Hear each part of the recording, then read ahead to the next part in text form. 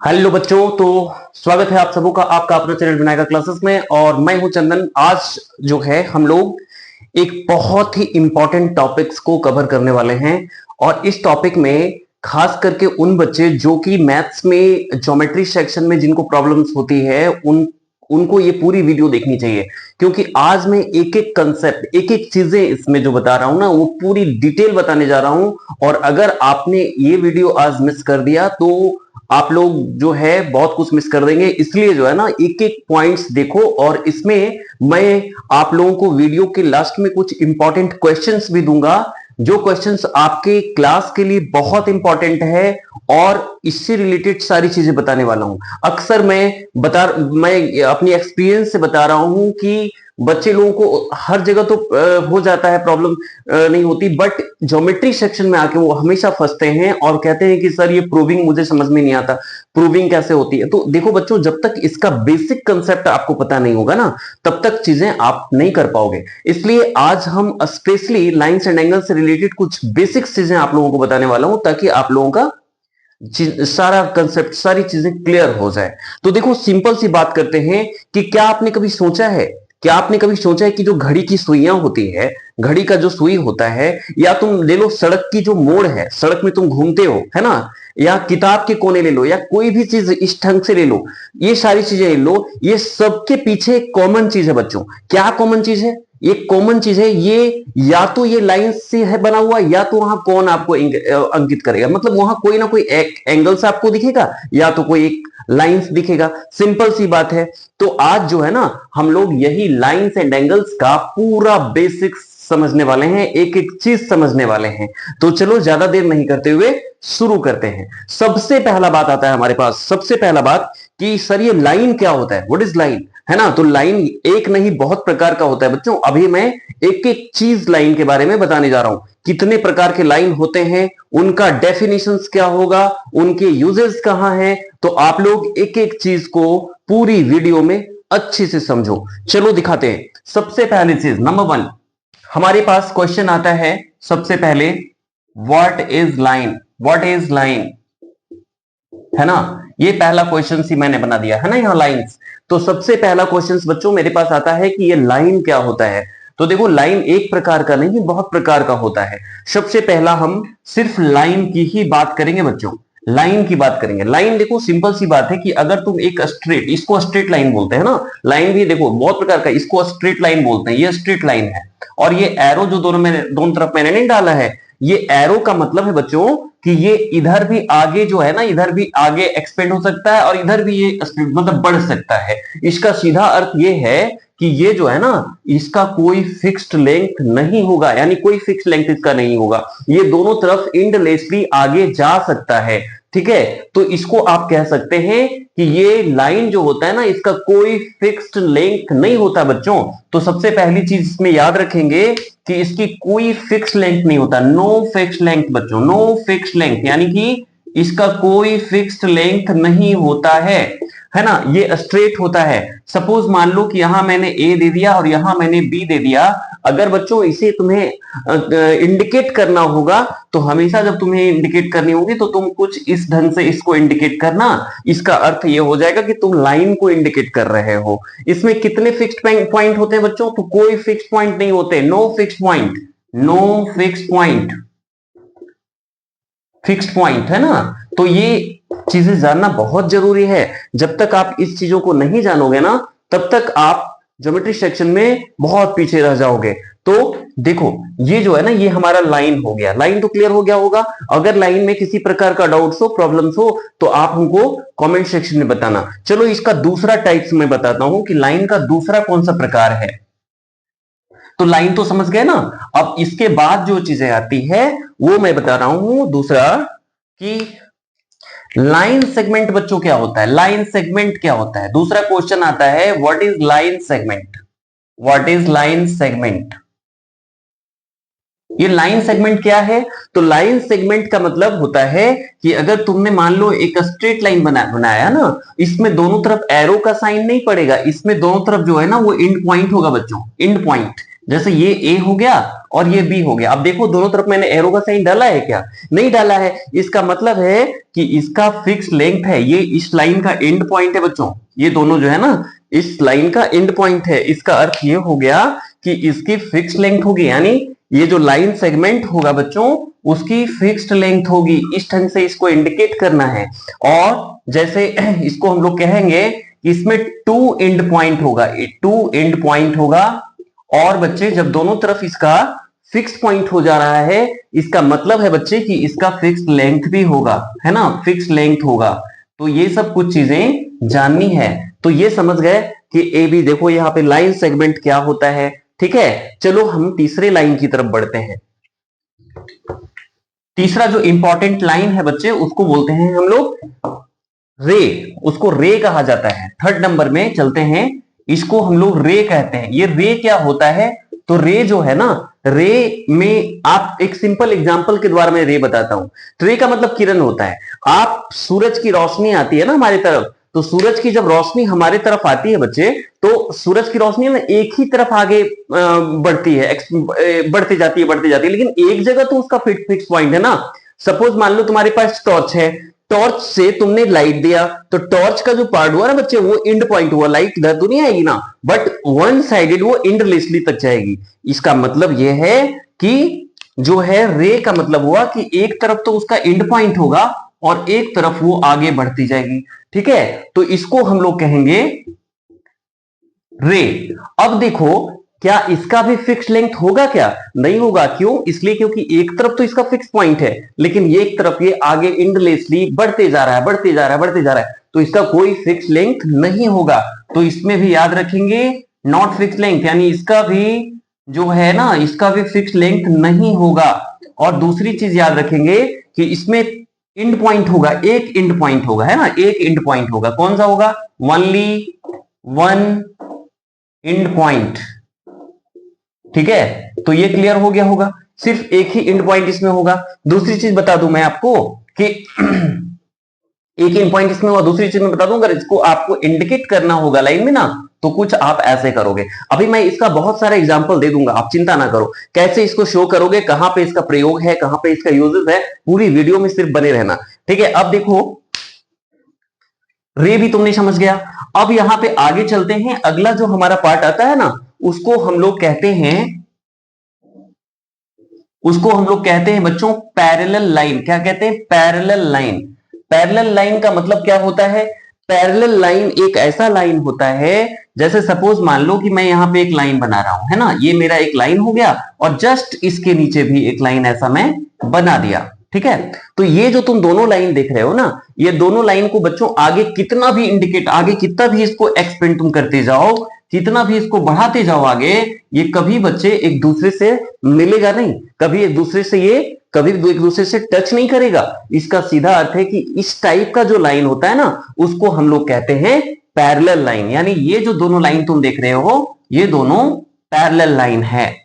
ठीक है, तो ये क्लियर हो गया होगा पैरेलल लाइन क्या होता है। बच्चे इसको शो कैसे करेंगे, दिखाएंगे कैसे? तो ये देखो ए बी हो गया, मैंने ए बी लिख लिया ना, इसको चाहो तो तुम यहां पे इंडिकेट कर लो। और ये जो है ना बच्चे पैरेलल है, किसका पैरेलल है? पी क्यू का है। तो इस तरीके से शो कर सकते हो कि कैसे हम लोग पैरेलल लाइन को इंडिकेट कर सकते हैं, और उसको तुम समझ भी गए कि पैरेलल लाइन होता क्या है। चलो आगे बढ़ते हैं। अगला जो लाइन है बच्चे उसको हम लोग कहते हैं इंटरसेक्टिंग लाइन। इंटरसेक्टिंग लाइन कहते हैं। देखो इंटरसेक्टिंग लाइन क्या होता है? इंटरसेक्टिंग लाइन क्या होता है? इंटरसेक्टिंग लाइन का मतलब होता है जैसे कोई एक लाइन है बच्चे, देखो एक लाइन हमने बना दिया ना, अब इसको कोई दूसरा लाइन आके यहां पे कट कर रहा है। देखो यहां पे कट कर रहा है ना, तो इसका कुछ नेमिंग तुम कर दो, ए बी कर दो और ये कर दो तुम पी क्यू। ठीक है, और जहां कट हो रहा है ना उसका नाम ओ दे दो। अब यहां पे सिंपल सी बात मैं बता रहा हूं, ये देखो ये जो है ना ए बी जो लाइन है वो पी क्यू को काट रहा है, या पी क्यू जो है वो ए बी को काट रहा है। कहां पे काट रहा है? तो ये ओ पे काट रहा है ना बच्चे। तो ये जो ओ है ना उसको हम लोग क्या बोलते हैं?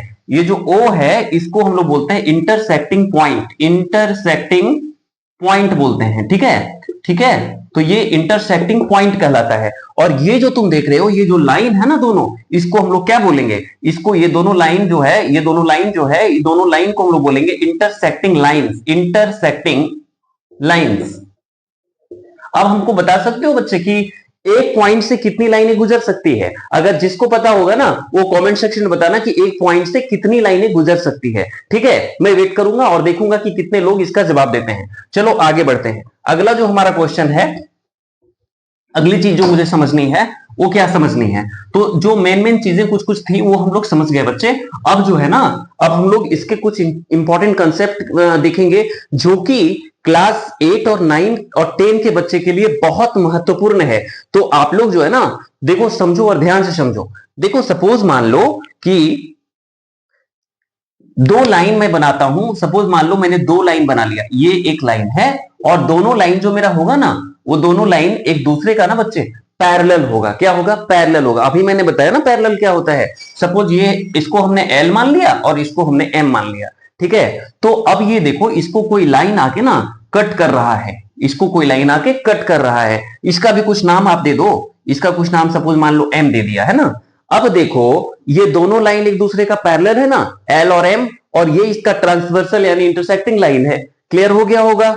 अब देखो इसमें जो इंपॉर्टेंट चीजें समझनी है वो क्या समझनी है, इसलिए मैं बोल रहा था ना कि पूरी वीडियो को देखो ताकि आप लोगों को एक एक कंसेप्ट समझ में आए। अभी आगे और बहुत महत्वपूर्ण चीजें बताने जा रहे हैं, इसलिए बीच में वीडियो को छोड़ के मत चले जाना, नहीं तो फिर बीच में अधूरा रह जाओगे ना। तो पूरी वीडियो को देखना। अब देखो करना क्या है, यहां पे मैं क्या करूंगा, ये देखो यहां पे एक एंगल बन रहा है ना, ये एंगल बन रहा है, ठीक है। इसको मैं 1 मान लेता हूं, इसको मैं कुछ देर के लिए एंगल 1 मान लेता हूं। बच्चे एंगल क्या होता है आप लोगों को तो पता होगा ना। एंगल का मतलब आप जानते होंगे कि दो आर्म है, ये दो आर्म है, ये दो आर्म, इसको आर्म कहते हैं बच्चे। और ये जो जहां आके मिल रहा है ना दोनों, इसको हम लोग एंगल कहते हैं। इसको क्या कहते हैं? इसको हम लोग एंगल कहते हैं, ठीक है। मैं आपको आगे आगे मैं आपको इसके बारे में भी कुछ डिटेल बता दूंगा, आप चिंता ना करो। बट ये कंसेप्ट मैंने 9 का रखा हुआ है, तो आप लोगों को थोड़ा इसकी डिटेल में बता दूं, उसके बाद मैं उसको भी बता दूंगा। आप लोग पूरी वीडियो में बने रहना। देखो ये जो है ना, ये इसको मैंने 1 मान लिया, ठीक है। और ये जो एंगल है ना बच्चे, इसको मैंने 2 मान लिया, ठीक है। ये जो मेरा है इसको मैं 3 मान लिया और इसको मैं 4 मान लिया। क्लियर हो गया। अब यहां पे चीजें देखो। अब इसको जो है ना, इसको हम मान लिए 5, इसको मान लिए 6, इसको 7 और इसको 8। क्लियर हो गया। अब यहां पे देखो, ये जो है ना, देखो हमेशा याद रखना कि जब दो लाइन इस ढंग से आपस में कटेगा ना, तो इसमें जो ये वाली एंगल होगी वो हमेशा इसके ऑपोजिट एंगल्स के इक्वल होगी, हमेशा उसके बराबर होगी, हमेशा ध्यान रखना है। तो देखो इस अनुसार अगर तुम देखोगे तो यहां पे 1 जो है ना वो 2 के इक्वल हो जाएगा ना, एंगल 1 2 के इक्वल हो जाएगा। देखो यहाँ पे ये लाइन को थोड़ी देर के लिए तुम देख लो और इस लाइन को देख लो, तो एंगल 1 जो है ना बच्चे, वो एंगल 2 के बराबर हो जाएगा। फिर उसी तरीके से देखोगे यहां, तो एंगल 3 जो है ना वो एंगल 4 के बराबर हो जाएगा, है ना।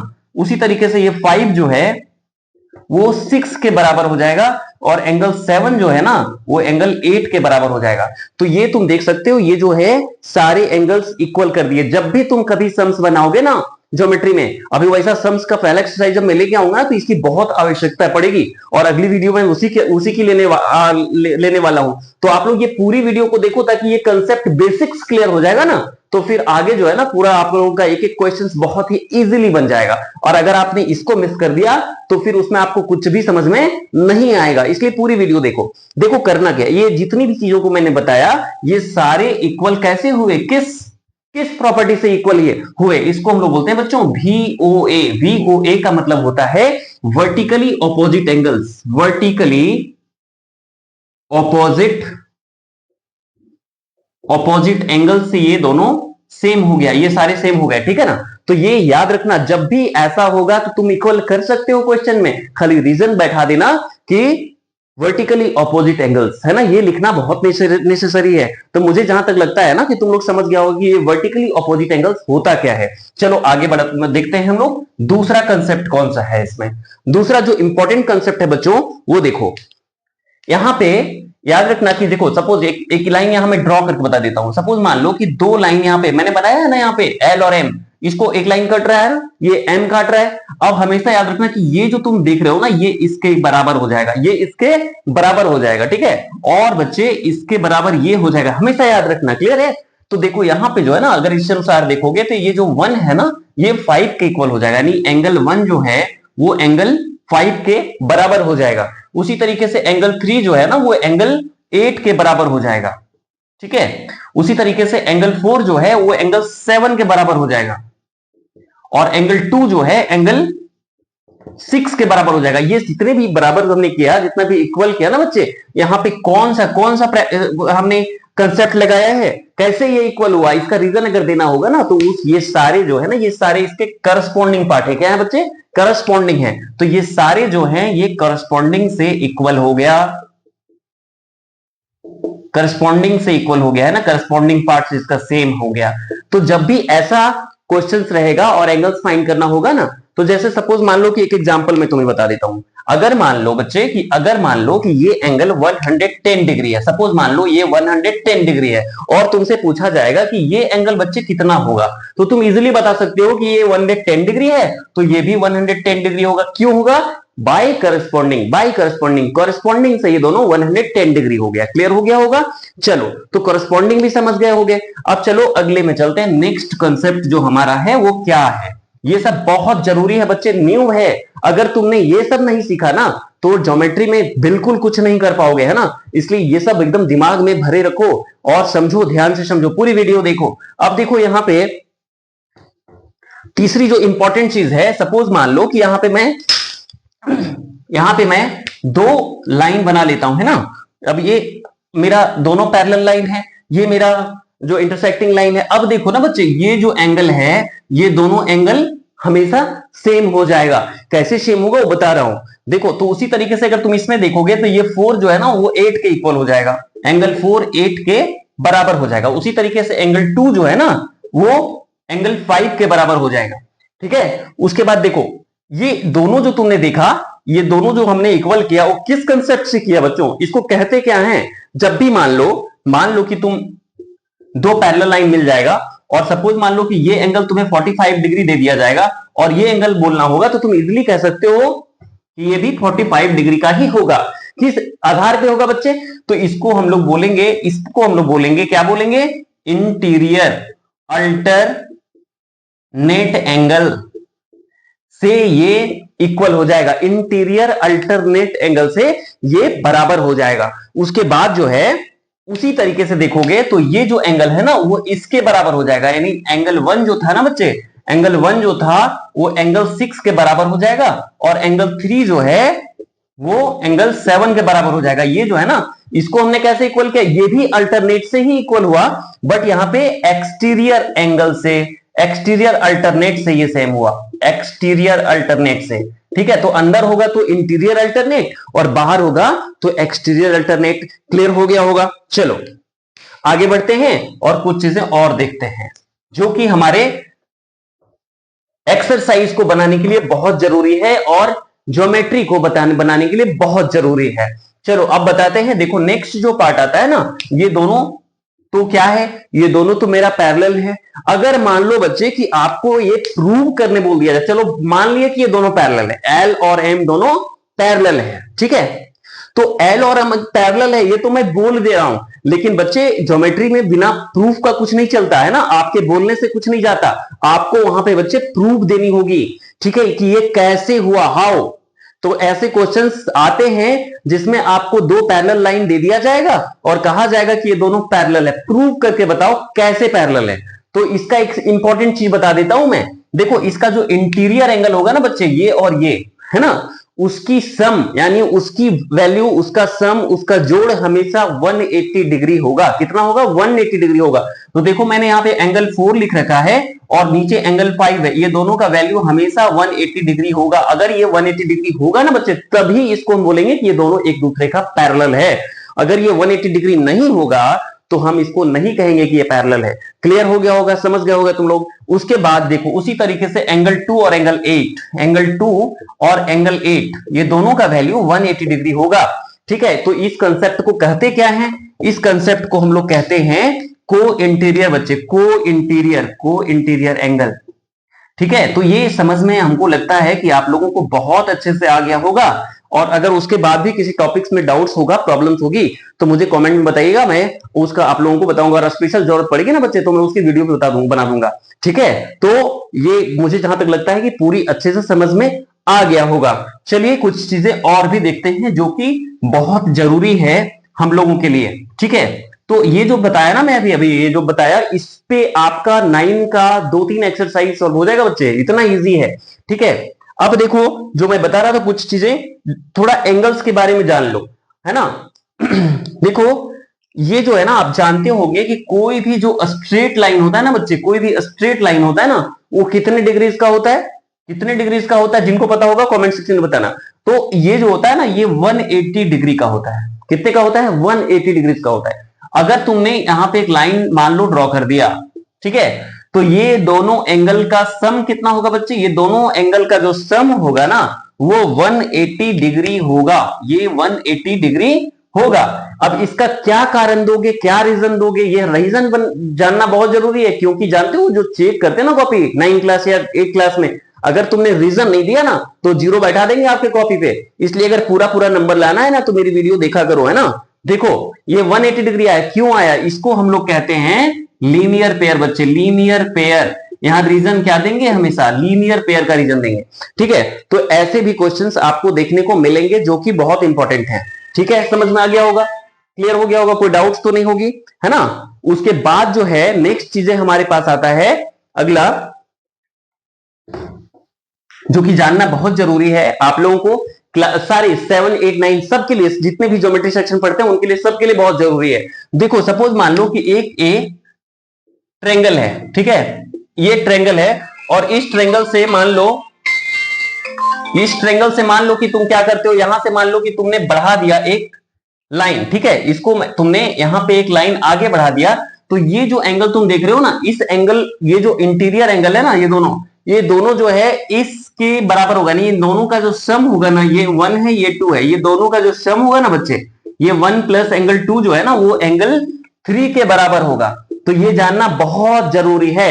अगर मान लो कि इसको मैंने 45 डिग्री लिख दिया और इसको मैंने 60 डिग्री लिख दिया, और अगर तुम्हें इसका वैल्यू पूछा जाएगा ना, तो तुम आराम से इसको बता सकते हो 45 डिग्री और प्लस 60 डिग्री, तो ये तुम्हारा हो जाएगा ना, कितना हो जाएगा, 5 एंड 6 4 10, यानी ये 105 डिग्री हो जाएगा। ये सब इसलिए मैं बता रहा हूं क्योंकि ये सारी चीजों की आवश्यकता पड़ेगी जब आप बनाओगे, जब आप एक्सरसाइज सॉल्व करोगे। ठीक है, तो इस टाइप का क्वेश्चन जो है ना बहुत ही इंपॉर्टेंट है। अब मैंने आपको बोला था कि मैं ये बताने के बाद कुछ इंपॉर्टेंट क्वेश्चंस देने वाला हूं जो कि क्लास में आता है, तो वो क्वेश्चंस मैं लेके आ रहा हूं। तो आप लोग को बोला था तो पूरी वीडियो को देखना और एक एक क्वेश्चंस देखना, कि अगर ये देखा नहीं ना तो बहुत मिस हो जाएगा, क्योंकि ये बहुत सारा क्वेश्चन इस टाइप का क्लास 9 में पूछा जाता है। बच्चे देखो सिंपल सी बात है, थोड़ी सी बात मैं एक जरा सा और बता देता हूं, थोड़ा सा मैं कुछ एंगल्स के बारे में बच्चे बता देता हूं। ये जो एंगल है ना, ये एंगल क्या होता है? तो एंगल जो होता है, सपोज पहला जो नंबर होता है उसको आप जानते होंगे एक्यूट एंगल, तुम लोग को पता होगा एक्यूट एंगल क्या होता है। ठीक है, ये सबका उत्तर मुझे चाहिए, मुझे कमेंट सेक्शन में ये सबका वैल्यू बताना कि ये एक्यूट एंगल का क्या मतलब होता है। दूसरा बताना ऑब्ट्यूज एंगल का क्या वैल्यू होता है। ठीक है, तीसरा बताना स्ट्रेट एंगल क्या होता है। ठीक है, ये सब। फिर चौथे में बताना है राइट एंगल क्या होता है बच्चे। फिर पांचवा बताना रिफ्लेक्स एंगल क्या होता है, और फिर सिक्स में बताना कंप्लीट एंगल क्या होता है। ठीक है, ये सब का कमेंट सेक्शन में बताना कि ये सब का वैल्यू क्या होता है, और अगर किसी को नहीं समझ में आया हो, दिक्कत हो, तो बताना, तो मैं इसका कंप्लीट एक दूसरा वीडियो बना दूंगा। ठीक है, चलो मैं आप क्वेश्चंस बताता हूं, जो मैंने बोला था शुरू में कि क्वेश्चंस बताऊंगा कुछ इंपॉर्टेंट। देखो सपोज मान लो कि तुम्हें एक क्वेश्चन इस टाइप का आ जाए कि एक लाइन है, उसको एक लाइन आके कट कर रहा है, ठीक है, ऐसे, और मान लो कि ये वाली एंगल तुम्हारे पास है, ये वाली एंगल तुम्हारे पास है मान लो 80 डिग्री, ठीक है, और ये इसका नाम x दे दिया, बोलेगा x का वैल्यू बताओ कितना होगा। तो बहुत ही सिंपल, अभी मैंने बताया था ना, वर्टिकली ऑपोजिट एंगल्स इसमें यूज होगा, मींस x की वैल्यू जो होगी ना बच्चे, वो भी 80 डिग्री होगी, है ना। तो ये हो जाएगा 80 डिग्री, कहां से? VOA, यानी वर्टिकली ऑपोजिट एंगल से। और अगर ये पूछ दिया तब बच्चों, ठीक है, ये मान लो y ले लिया, अगर ये पूछ दिया तब कैसे करोगे? तो यहाँ पे देखो, तुम लोग को थोड़ी देर पहले मैंने लीनियर पेयर बताया था ना कि ये दोनों का सम 180 डिग्री का होता है। तो यहाँ पे 80 प्लस एंगल y का वैल्यू कितना हो जाएगा? 180 डिग्री हो जाएगा। यानी angle y is equal to हो जाएगा 180 माइनस 80 डिग्री, यानी इसका कितना वैल्यू हो गया? 100 डिग्री का हो गया। तो इस ढंग के और भी बहुत सारे क्वेश्चंस हैं, और स्पेशली मैं आज तो इंट्रोडक्शन वीडियो था ना, अगले वीडियो में मैं एक्सरसाइज लेके आऊंगा क्लास 9 का, ठीक है, और क्लास 8 के भी कुछ हैं। तो अगली वीडियो को जरूर देखना, उसमें आपको एक्सरसाइज देखने को मिलेगा। बच्चे, मुझे जहां तक लगता है कि अगर आप लोगों को पूरा अच्छा से ये बेसिक्स टर्म्स पूरा समझ में आ गया होगा, और इसके बाद भी किसी प्रकार का डाउट्स होगी तो मुझे आप कमेंट करना और अपनी समस्या बताना, ठीक है। तो अगर मेरी वीडियो अच्छी लगे दोस्तों, तो पूरी वीडियो को अगर अच्छी लगे तो इसको शेयर करो, ज्यादा से ज्यादा शेयर करो, लाइक करो, और विनायका क्लासेस को सब्सक्राइब करना बिल्कुल मत भूलो। हम लोग मिलते हैं अपने अगले वीडियो में इसके एक्सरसाइज के साथ।